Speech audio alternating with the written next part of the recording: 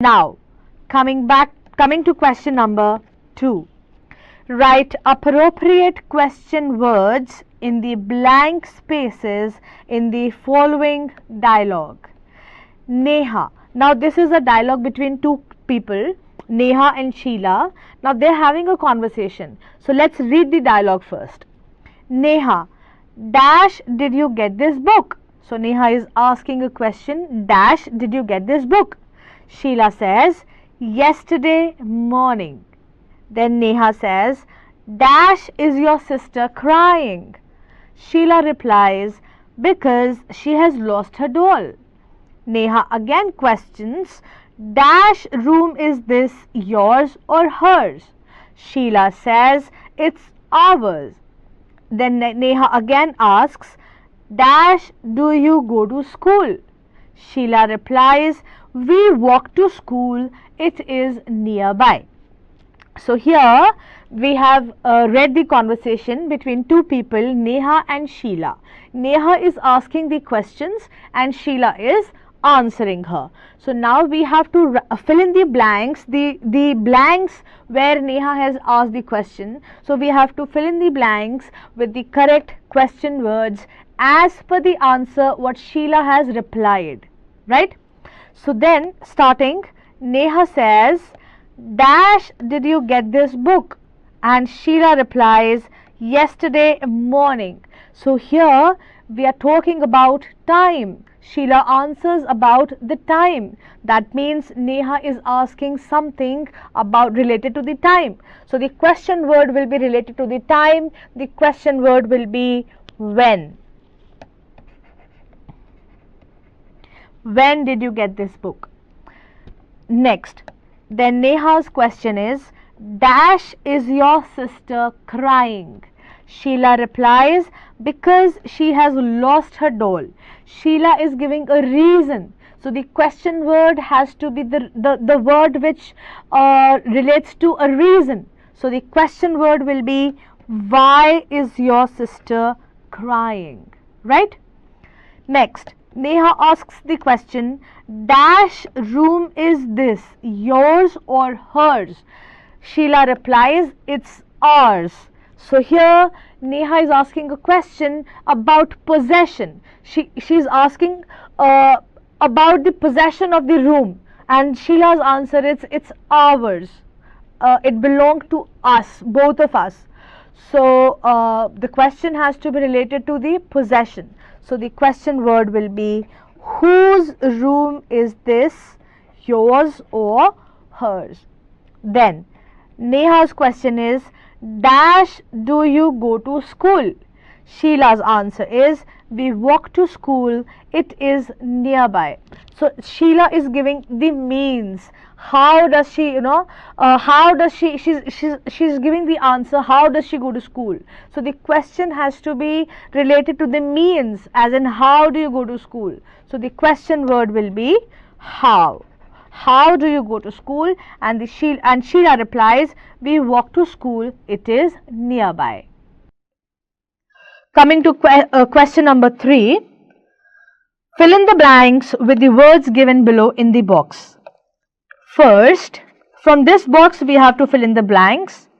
My friend lost his chemistry book. Now he doesn't know dash to do and dash to look for it. My friend lost his chemistry book. Now he doesn't know what to do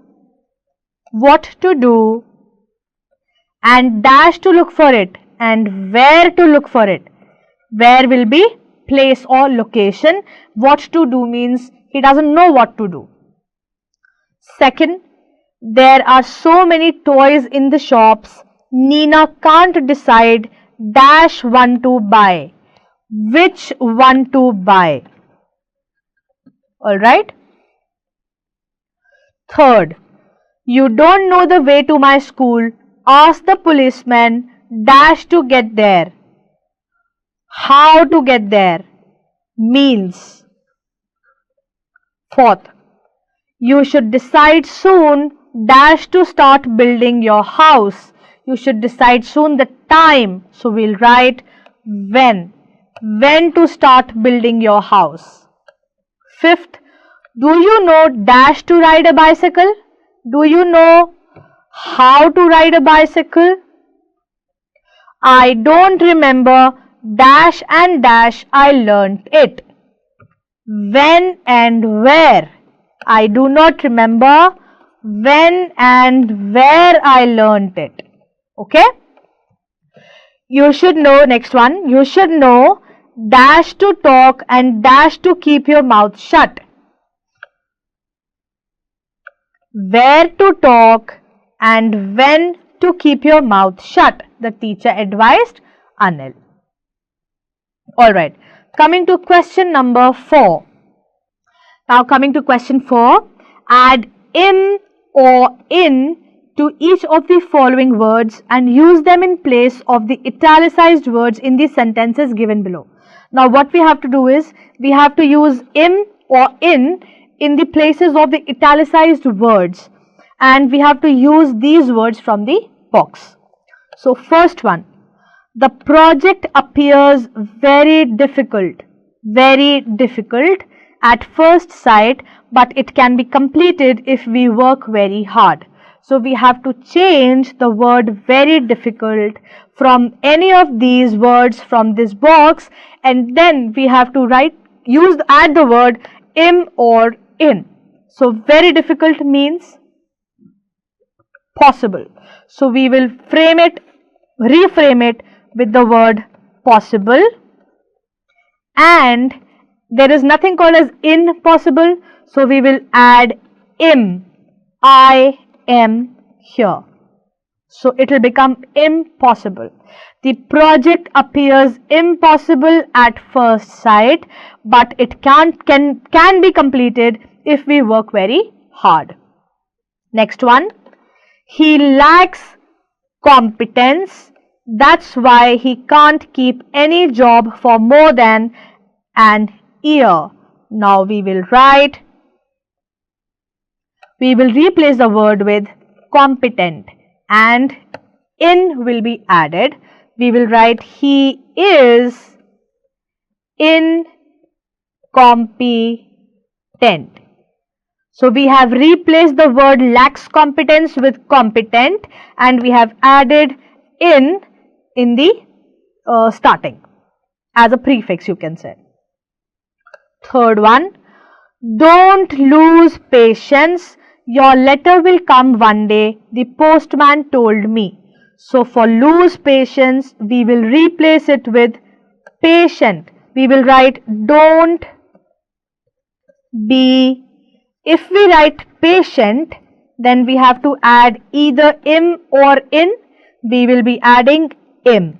So the sentence will become, don't be impatient, your letter will come one day, the postman told me. Okay? Next one. That's not a proper remark to make under the circumstances. Not a proper. So we will be replacing not a proper by the word proper. So we will write that's. If we write proper in place of not a proper, we have to add im or in. We will be adding im. That's an improper remark to make under the circumstances. Okay? Fifth, he appears to be without sensitivity. In fact, he is very emotional. So replacing without sensitivity with sensitive. So we will be writing he appears to be. If we write sensitive, we have to add in or im in the starting. So we will be writing insensitive. He appears to be insensitive. In fact, he is very emotional. Now, question number 5.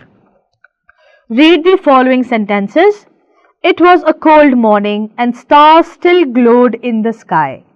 An old man was walking along the road. Now we have read these 2 lines. The words in italics are articles. A is an article. A, and, the. We all know a and the are articles.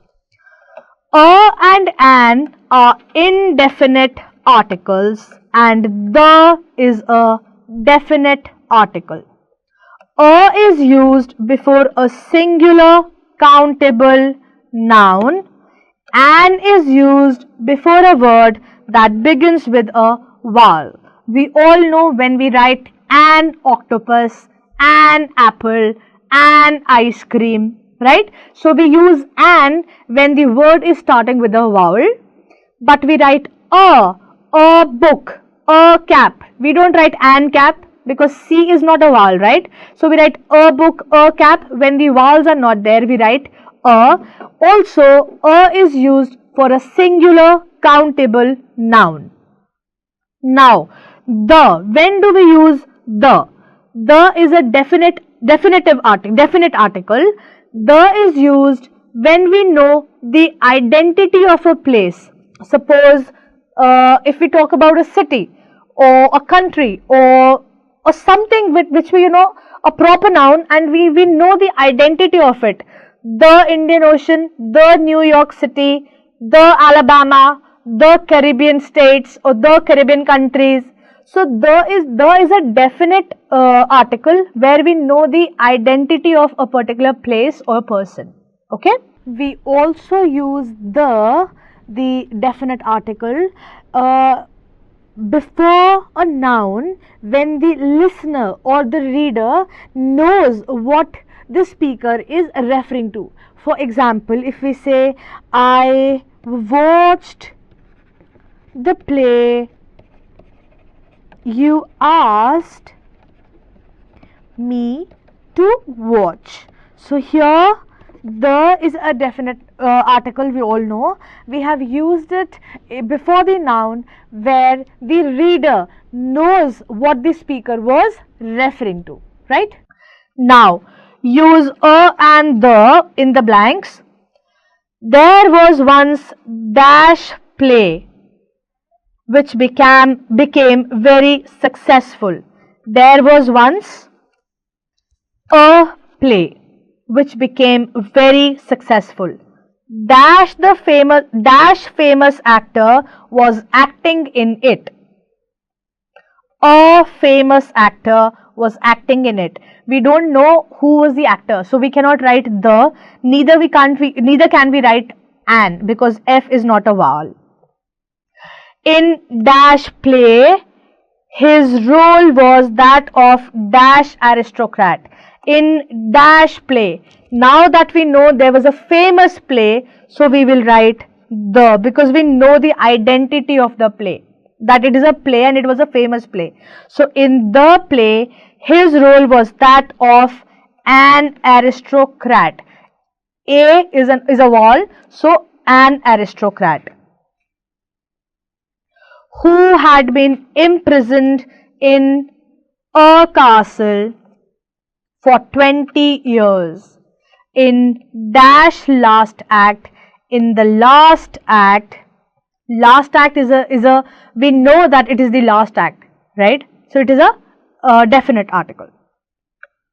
In the last act of the play, someone would come on the stage with a letter, single countable noun, a letter, so a letter, which he would hand over to the prisoner. Prisoner, we know that he is a prisoner, so we have written the word the.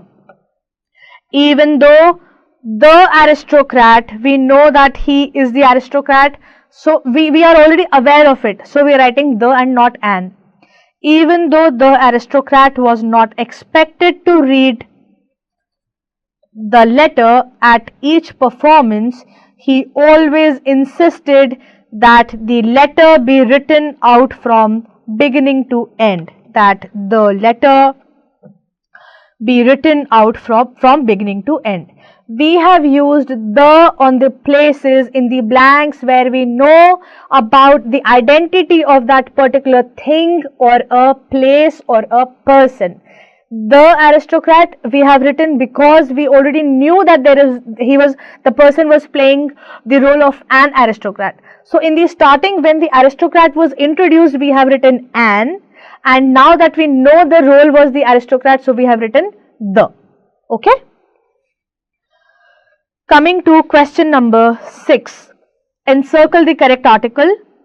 Nina was looking for a or the. They have encircled a job. After many interviews, she got a or the job. She got the job because it is a definitive article, and because that we know that she was looking for the job, for a job. We knew that she was looking for a job. What was she looking for? Job. So now it will not be a, it will be the job she was looking for. Now let's read the dialogue, and then we'll encircle the correct article. Would you like apple or banana? Would you like a apple, an apple, or the apple? Would you like an apple or a banana? So a and an. Would you like an apple, because a is a vowel, and a banana, we cannot write the banana, or a banana because it is a single countable noun, and b is not a vowel. I would like an apple, please, because a is again a vowel. Take red one in fruit bowl. Take the red one, because it is a definite article. Take the red one in the fruit bowl. You may take dash orange also if you like. You may take an orange also. O is a vowel. Which one? Dash one beside dash banana. The one beside the banana. We cannot write an one beside or a one beside, because probably there was a group. So we cannot write a also, because we are not talking about a single countable noun, and it is the is a definite article, we know. So the one beside the banana. Banana's identity we already know, right? Even the apple's identity we know. So we will be writing the and the one beside the banana. Coming to the speaking and writing part. Do you remember an anecdote or a story about a greedy or jealous person and the unhappy result of his or her action? Narrate the story to others in your class. Here is one for you to read.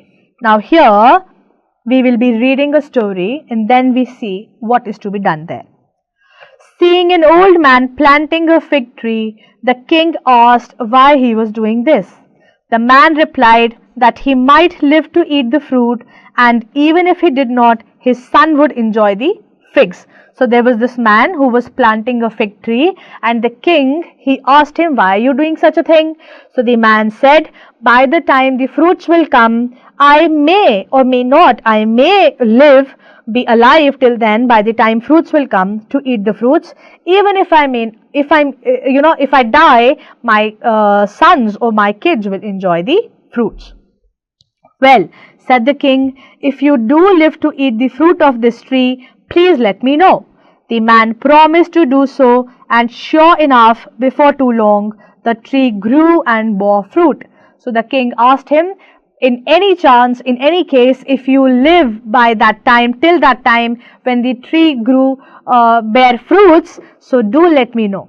And the man promised to do so, and not before a long time, the tree grew and it bore fruits. Packing some fine figs in a basket, the old man set out for the palace to meet the king.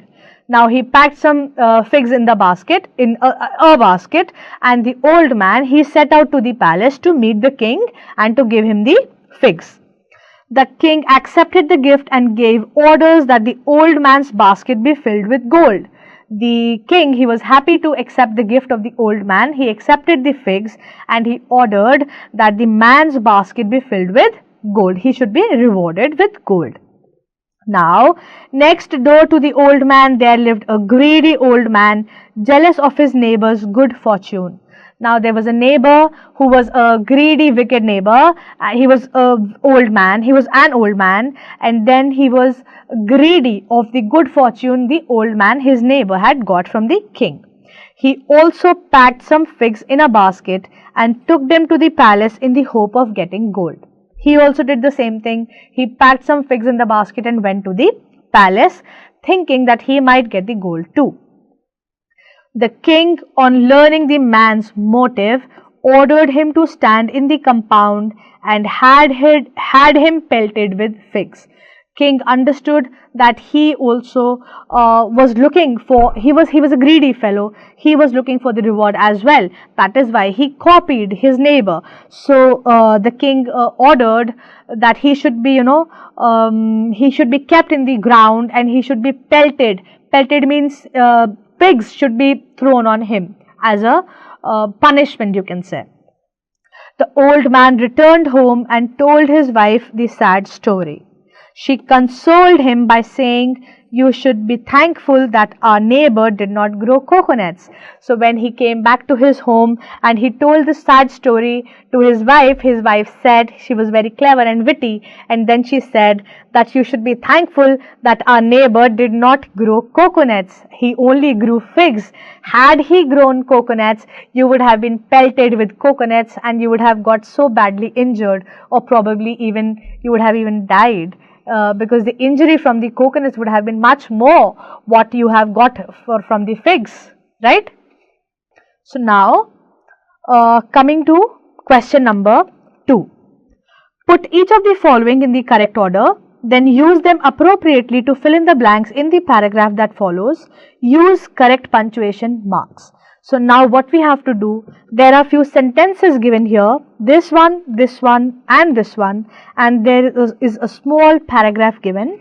So we have to rephrase the sentences and fill in the blanks of the paragraphs with the sentences.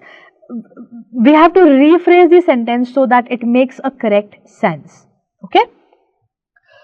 So here English and Hindi both in he writes, and only a few short stories, many books in English, in Hindi, and the third one is my Hindi than my English much better. Now here the paragraph is, Ravikant is a writer and dash. Now we have to find which one is the right one. The first one is the right one. English and Hindi both in he writes. So we will reframe it and we will write Ravikant is a writer and he writes both in English and Hindi. Alright. Then, of course, he is much happier writing in English than in Hindi. He has written dash. Coming to the second one, we have to rephrase this. And only a few short stories, many books in English, in Hindi. Now we rephrase it by, of course he is much happier writing in English than in Hindi. He has written many books in English and only a few short stories in Hindi. Last one, I find his books a little hard to understand dash. So the third one will be, my Hindi